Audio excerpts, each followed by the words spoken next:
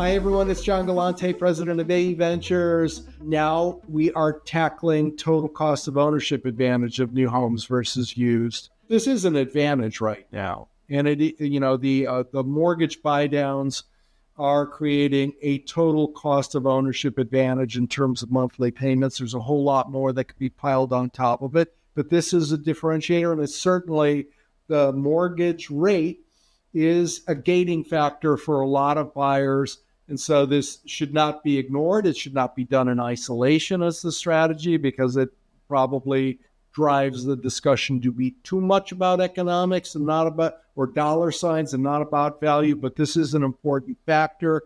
When they're getting to that lower mortgage rate, they're getting it from a builder and not on existing homes. And that's a nice data point to promote. Another element of this cost is also time and money are both cost elements. And I don't think we've done a very good job of talking about the time required to take care of a new home, which tends to be much less because you've got products that are under warranty and newer versus the time it costs to maintain and repair an existing home. I love this slide as a springboard because right now in our market, in July of 2025, buyers are coming and saying, what are your incentives? What are your rates?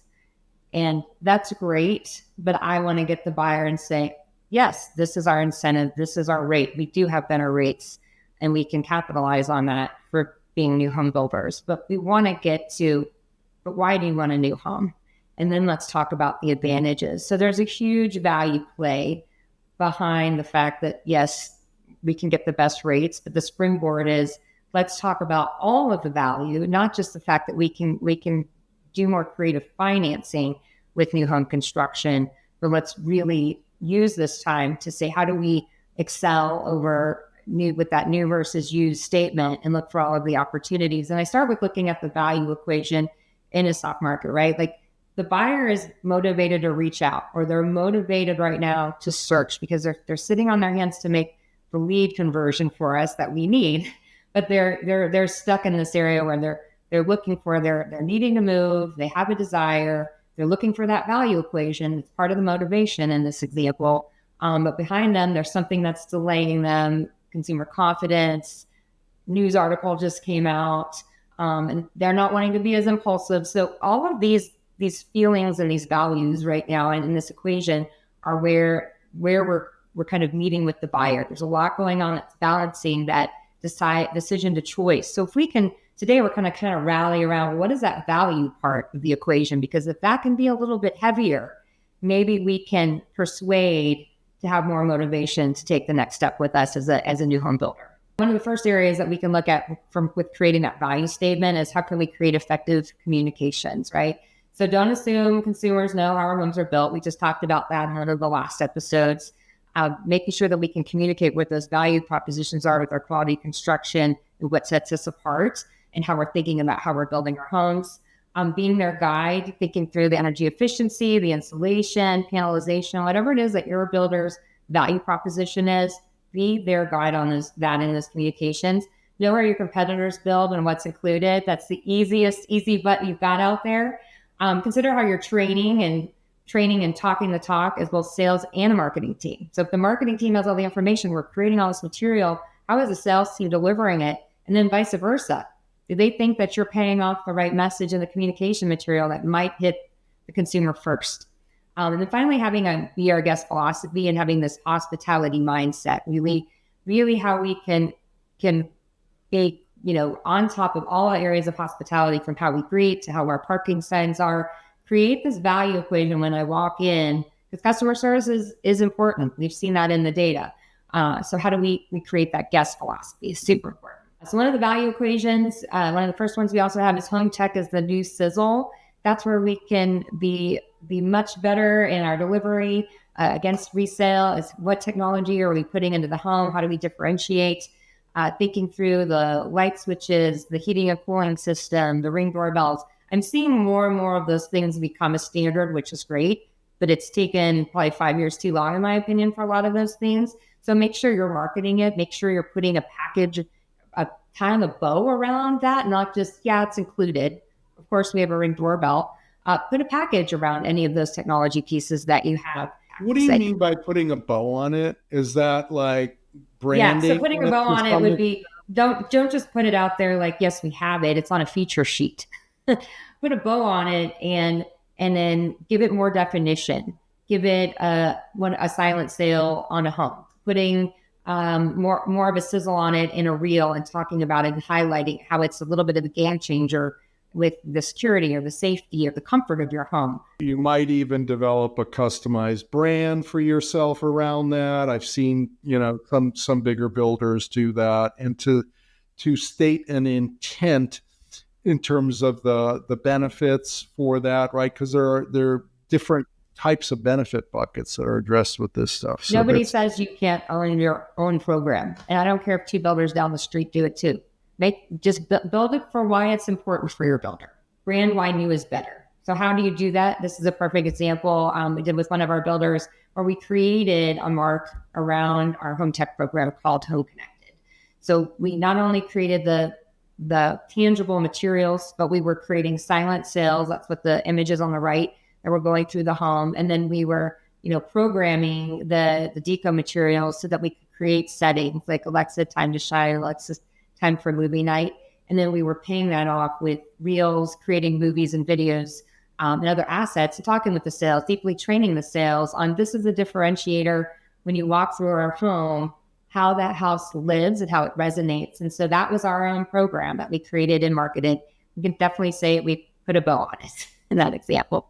Paying off that home technology package and doing those silent sales on HERS ratings, putting them in the home, creating material where, kind of would circle with the sales team. Where is your opportunity to save money in this home? You're not going to have that with the 20, 30, 40-year-old home because these homes are built, we just talked about codes in the last episode, to a different code, to more efficiency, with better materials, with new technology, with maybe better hands that have been trained better.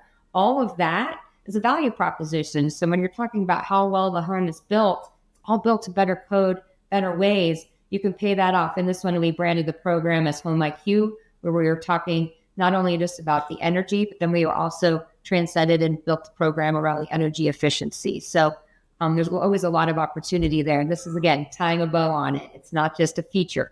And then demonstrate. This is our biggest opportunity. Can you demonstrate a resale home? Great. Yes, this homeowner decided to put this in. This homeowner decided to put this lovely meringue wallpaper in the bathroom that you now have to take down, right?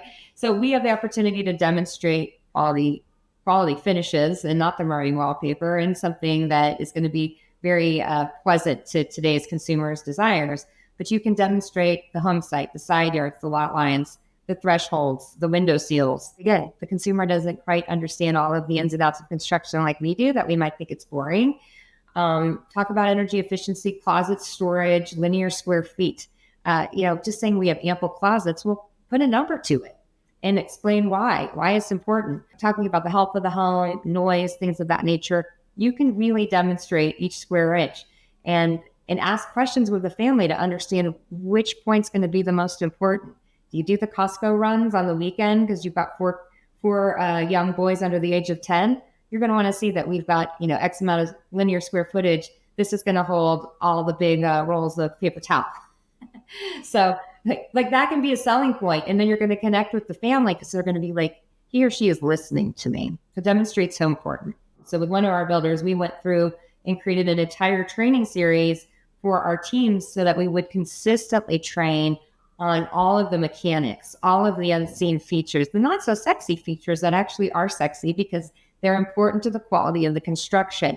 So walking that job site, explaining how your downspouts work, explaining where you've got voltage into the home, explaining how all of your venting system work, just shows that 1, you care, 2, you're educated, and 3, you care about educating the customer on those points. So super, super important.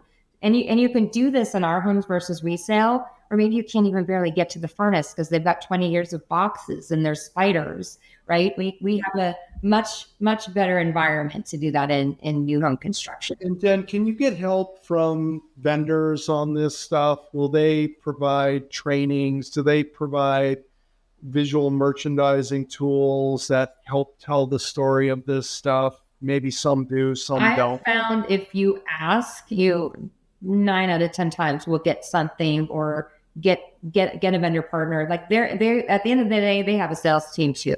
Now we're going to kind of transcend into more of the, I guess, more of the bells and whistles on the gingerbread of the home, like I like to call, and thinking with a retail mindset. So again, when we consider our sales environment in our model homes as a retail storefront, the consumer of all things that I talked about in one of our other episodes, that hat is always on, right? So how do we think about that retail storefront and how we're showing up? So another value point is thinking about why does merchandising matter and how we can definitely win in this area. Again, we're talking about the crazy wallpaper or the hoarding in the teen's closet, like you can't really see the square footage, all of that stuff. So we have a beautiful, clean home.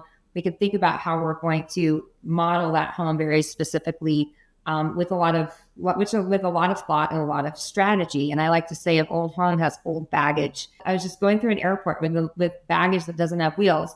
And you can kind of think of the things that we have in a home and the options that we have today that we didn't have, years ago. Kind of put that hat on and think, how far did we come and are we doing enough to pay off some of those advances? So thinking through a new home offers, thinking about the feng shui, the counter space, how we can curate memory points in the model merchandising of the home, creating lifestyle moments. We control everything in that house. A resale home, that realtor can't control everything. They might lightly stage it, but if someone's living there, they can't control the whole story of that home. We have that opportunity. Thinking about how we've got the clean pantries, clean closets, and helping that buyer really feel like they live in it.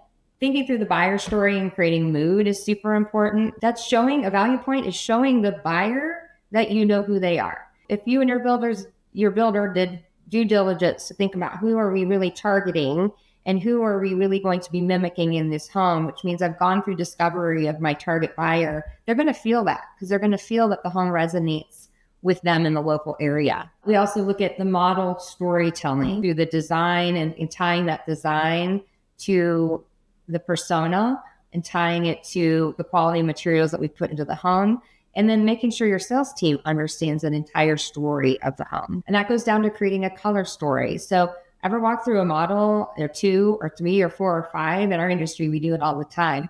And at the end of the day, do they feel like they all melt in our head?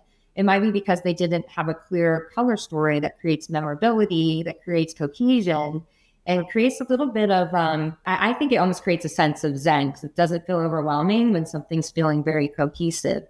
So many times we'll recommend to create a color story that greenhouse, or the house with the blue and it was very coastal. You're creating a memory point, and that's a value point that you can't create in resale. Your scent story, again, can be another big thing with resale. Smokers, cats, dogs, kids, poor hygiene family, they can't manage that scent story. We can create the scent story. We can also have a bad scent story if we have, I've had that as new home. I've had weird smells pop up or we're not managing it. So that's super important. And then finally, your music story, that we can control the sense, the ambiance in the home. So I'll just wrap that up that, in a nutshell, there's all these, how we communicate, how we demonstrate, how the model lives, how the model really sings to who we're building for. Those are all opportunities so that when someone comes in with, what kind of rate can you give me? Great. We can offer you a great rate, but let's talk about why you walked in today. They didn't walk in just to ask that question. They came to walk in to find if you can pay off what they want. And that's when you have to make sure those value equations are very lined up because you'll come back to the mortgage conversation.